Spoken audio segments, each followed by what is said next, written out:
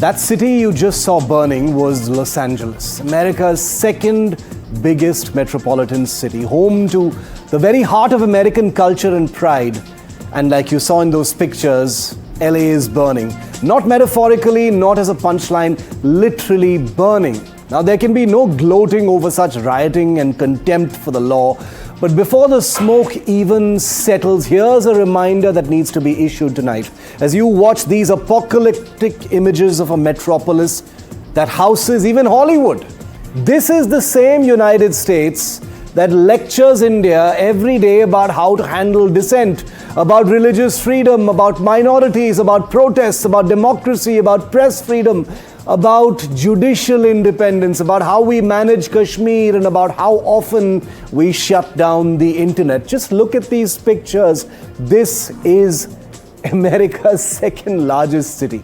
The world's most powerful country reduced to calling in riot police because it couldn't manage what it loves, preaching to others about immigration and law enforcement.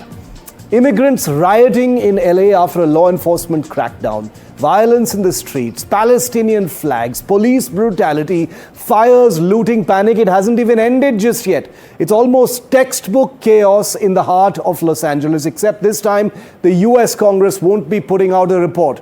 There won't be any country of particular concern designation. No American think tank will be downgrading itself to partially free tonight. This is a country that put India on notice for handling protests around the CAA, for internet blackouts in Kashmir or Manipur, for raids in foreign-funded NGOs. But when faced with the consequences of its own policies at home, all it can offer is curfews, crackdown, and silence. The duplicity of the American state has never been louder. Let's also not forget, this is the same America under Trump that India expected to be the most resolute in the face of terror. After the brutal Pahalgam attack, India launched its most audacious military strike since Balakot. And what did we get from the world's most powerful democracy? Apparently our close strategic partner, posturing, platitudes, no hard, unequivocal pushback against Pakistan, no solidarity in public, not even a whisper when drones rained down on Pakistani terror camps and air bases. So yes, the Los Angeles riots unfolding as they are more than just America's problem. They are a metaphor, a warning, a symbol of a global superpower that no longer has a grip on its own streets in its biggest cities, let alone the moral standing to tell the rest of the world and us how to run our countries.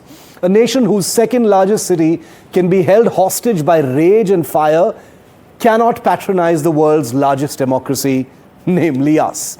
India would do well to note that the most powerful country in the world is also among the most politically brittle, that its postures are not policy, that its positions change with presidents, that its support is often skin deep, and that when things get serious, America doesn't always show up. So let's stop tonight looking westward for validation all the time and start realizing that India is very much alone in the world, and start realizing that the lecture circuit is broken, because right now America needs to clean its own backyard. Just look at image after image, viewer, tonight.